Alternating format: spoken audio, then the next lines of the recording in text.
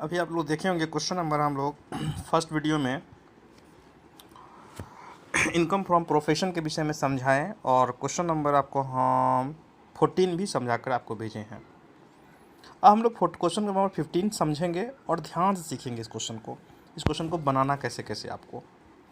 सबसे पहले 15 number question में निकालना क्या है, पढ़ना देखना हम लोग को है कौन ये जो बिजनेसमैन है या फिर प्रोफेशनल पर्सन है, ये चीज़ देखना बहुत ज़रूरी है।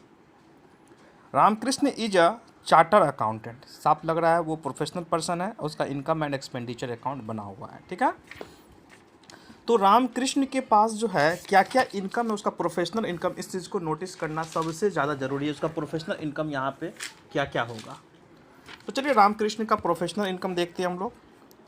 सबसे पहले क्वेश्चन पे ध्यान देंगे आप लोग, ऑडिट फ़ी 3 लाख रुपया है, उसका प्रोफेशनल इनकम दिखा देंगे। उसके बाद financial consultancy service, second topic में दिया हुआ फाइनेंशियल कंसल्टेंसी सर्विस 60,000 वो दिखा देंगे। उसके बाद दिया हुआ interest on deposit in bank, वो उसका प्रोफेशनल इनकम नहीं है, वो नहीं आएगा। Dividend on unit of UTI, ये भी उसका दोनों अदर सोर्सेज का इनकम है। अकाउंटेंसी वर्क जो है ये प्रोफेशनल इनकम है। जिस हिसाब का ये प्रोफेशनल पर्सन है रामकृष्ण जो है is a charter accountant, he has submitted is following income and expenditure account. Ramakrishna जो चार्टर अकाउंटेंट जो है, तो वो उसके सामने जो इतना सारा इनकम रखा हुआ है, उसका इनकम क्या हो सकता है? वो ऑडिट करके इनकम कमा सकता है, फाइनेंशियल कंसल्टेंसी करके इनकम कमा सकता है, अकाउंटेंसी वर्क करके भी इनकम कमा, ये तीनों उसका क्या हो गया, प्रोफेशनल इनकम। तीनों इनकम को लाके हम लोग एक तरफ जोड़ेंगे। इनकम लिख देंगे, इनकम रिसीव फ्रॉम या इनकम रिसिप्ट लिख देना है। और नहीं भी उतना कुछ लिखेंगे तो कोई दिक्कत नहीं है, आप डायरेक्ट हेडलाइन में लिखेंगे computation of income from profession और द असेसमेंट ईयर 2019-20। ये पुराना बुक है, इसका डेट नहीं देखेंगे आप, जो मेरे सामने ये जो है ये पुराना बुक का है, तो ये इस डेट को नहीं देखना, आपको 1920 दिखाना है। ठीक है, इसमें उतना कोई प्रॉब्लम चेंज नहीं हुआ है। उसके बाद डायरेक्टली आपको लिख देना है आपको ऑडिट फीस, उसके बाद financial consultancy service, accountancy work, तीनों को हेडलाइन में इस तरह से लिखना है। जैसे कि सबसे पहले मैं ऑडिट फीस यहाँ लिख देना अमाउंट को आपको, उसके बाद फाइनेंशियल कंसल्टेंसी सर्विस है वो दिखा देना है, उसके बाद अकाउंटिंग वर्क वो दिखा देना है। तीनों को ला के जोड़ के नीचे रख देना है। ठीक है, जोड़ने के बाद तीनों नीचे रखना है, फिर उसके बाद लेस करना है इसमें क्या, एक्सपेंसेज अलाउड। अब देखना यहाँ पे अभी हम तुरंत समझाएं आप लोग को, एक्सपेंसेस कौन एक्सपेंसेस लेते हैं हम लोग, रिलेटेड विथ प्रोफेशन, जो प्रोफेशन से रिलेटेड होगा वही आएगा। इसमें देखिए सबसे पहले है ऑफिस रेंट। ऑफिस रेंट कितना आपका 33,000 रुपया एकदम आएगा। अरे भाई चार्टर अकाउंटेंट है, ऑफिस किराए पे लिए, खर्च कहाँ से देंगे आप, फीए में से देंगे ना अपना, घटेगा ही घटेगा, एक्सपेंसेस अलाउड लिख देंगे आप। तो रेंट देखिए एक चीज़ वर्किंग नोट में लिखा हुआ, office rent 3,000 paid is not recorded. वो जो है ऑफिस का रेंट पेड किया था 3,000 पहले, जो कि वो रिकॉर्ड में नहीं दिखाया गया है, बुक में खाता में नहीं लिखा गया था, तो गलत है। पॉइंट नंबर 1 में आप देख लेंगे साफ साफ लिखा हुआ है। यहाँ देखिए पॉइंट नंबर 1 में लिखा हुआ साफ साफ ऑफिस रेंट 3,000 है, जो कि साफ साफ लिखा हुआ दिया था, परंतु वो खाता में मतलब कि अकाउंट में बुक में सबमिट नहीं किया था। तो इसका मतलब है 33,3 36,000 उसका रेंट 3,000 ये भी घटेगा। पहले तो ऑफिस रेंट ये घटाएंगे, उसके बाद फिर लिखेंगे office rent paid is not recorded कर देना है, या फिर डायरेक्ट उसमें आउटस्टैंडिंग करके उसको जोड़ के आप दिखा सकते हैं। ठीक है, ये दो तरीके, दोनों को हम लोग क्या करेंगे, मतलब 36,000 रुपया office rent total overall less करेंगे हम लोग एक्सपेंसेस अलाउड में। एक ऑफिस रेंट 33,000 दिखा देना आपको, 33,000, और फिर ऑफिस रेंट 3,000 लिखना आपको इज़ नॉट रिकॉर्डेड। ठीक है, या फिर आउटस्टैंडिंग डायरेक्ट दिखा सकते हैं आप, 33,000 प्लस 3,000 करके 36,000 लेस कर सकते हैं, कोई बड़ी बात नहीं उसके लिए।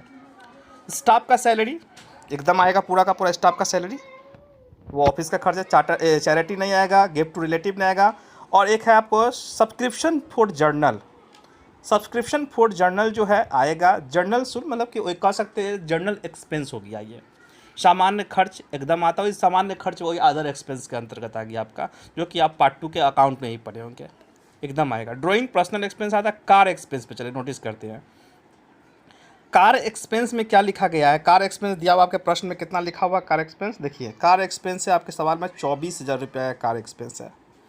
इस कार एक्सपेंस में क्या फंडा है कि कार एक्सपेंस का 30% जो है वो पर्सनल पर्पस के लिए लिया गया था।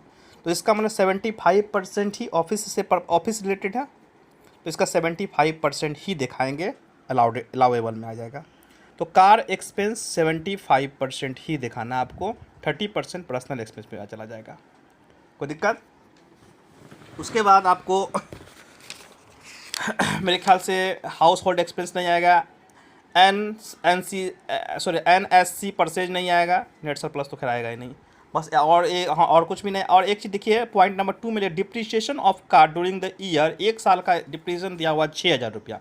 आपको पहले ही बोल दिए डिप्रिसिएशन आएगा ही आएगा, और कार पे डिप्रिसिएशन है तो एकदम आएगा, क्योंकि कार एक अकाउंटेंट का हो या फिर एक डॉक्टर का हो, कार होता उन लोगों के पास, इसलिए उस पर डिप्रिसिएशन देना पड़ेगा। ऐसे भी कार पहले से दे चुका है ऑलरेडी, कार का खर्च दिया तो कार होगा तभी ना कार का खर्च दिया है।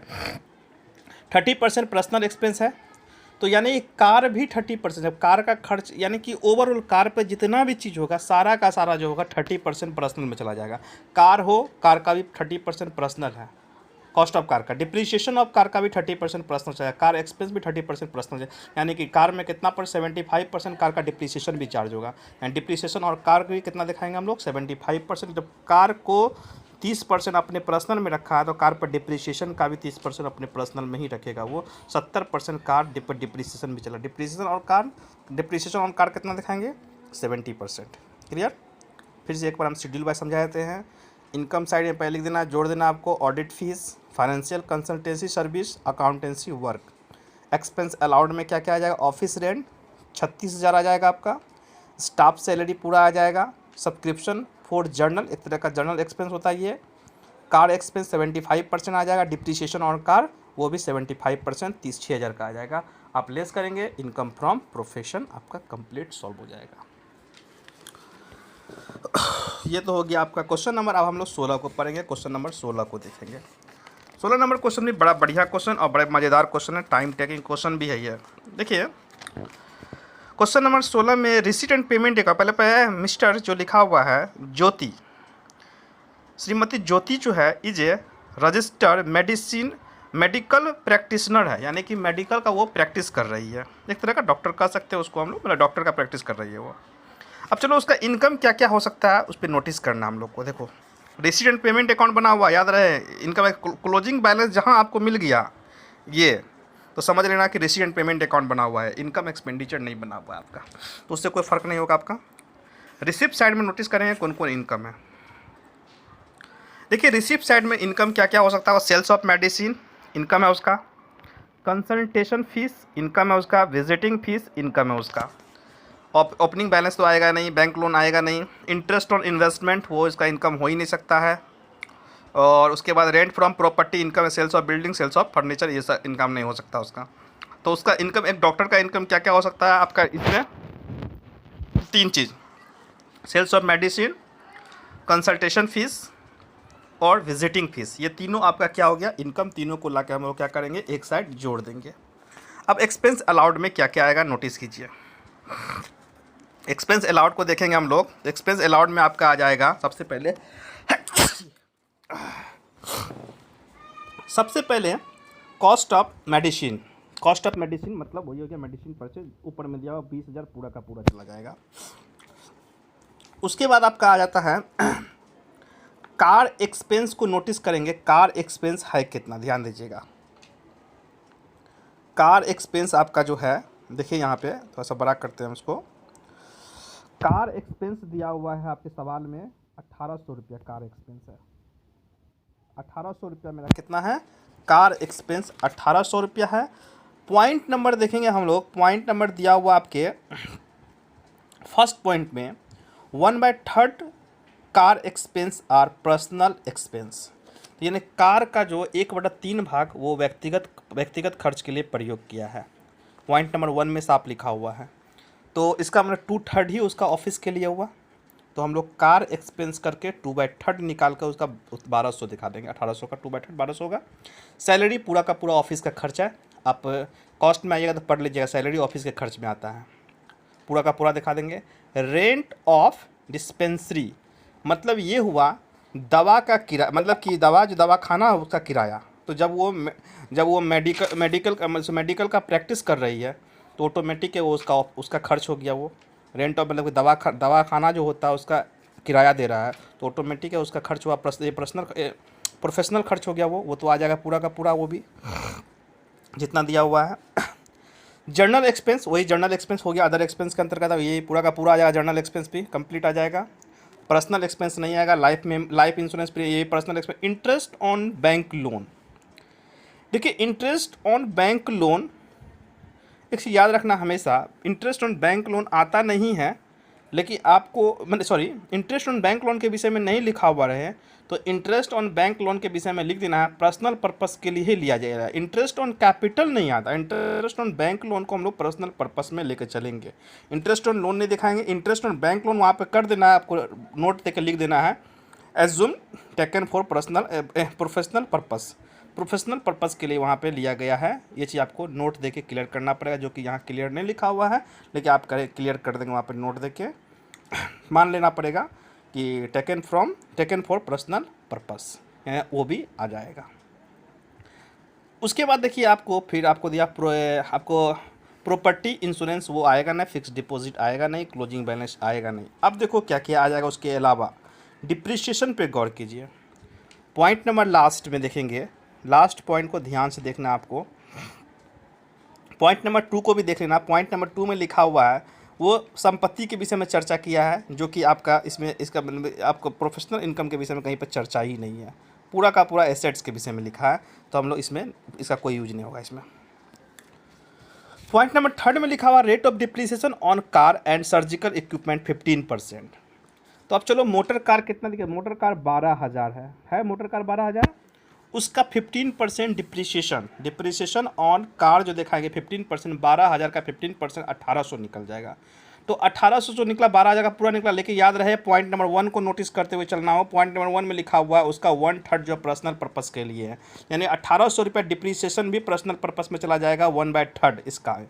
तो इसका में डिप्रिसिएशन ऑन कार जो निकालेंगे उसका भी 1/3 मतलब कि पर्सनल पर 2/3 ही दिखाएंगे, यानी 1,200 रुपया ही दिखाएंगे डिप्रिसिएशन ऑन मोटर कार भी। ध्यान से समझना बात को, डिप्रिसिएशन ऑन मोटर कार निकालेंगे 12,000 का 15% 1,800 निकलेगा, जिसमें साफ साफ लिखा है कार एक्सपेंस जो है 1/3 पर्सनल पर्पस है, तो कार से रिलेटेड जो भी बात होगा सारा का सारा 1/3 जो होगा पर्सनल पर्पस में चला जाएगा। क्लियर? तो कार का निकालेंगे 1,800 निकाल के 2/3 कर देना, उसका 2/3 ही दिखाएंगे हम लोग। सर्जिकल साफ साफ लिखा हुआ सर्जिकल इक्विपमेंट 15%, सर्जिकल इक्विपमेंट कितना दिया हुआ है आपका, उसी के ऊपर 6,000 दिया हुआ है, 6,000 का पूरा हम निकाल के उसको शो कर देना हम लोग को कंप्लीट। समझ में आ गया आपको? 6,000 रुपया का कंप्लीट पूरा का पूरा निकालना है, पूरा का पूरा आपको चार्ज कर देना है 15% के रूप में। कितना निकल जाएगा, 6,000 का 15% निकालेंगे तो हम लोग का निकल जाएगा 900 रुपया, 900 पूरा का पूरा कंप्लीट दिखा देना आपको।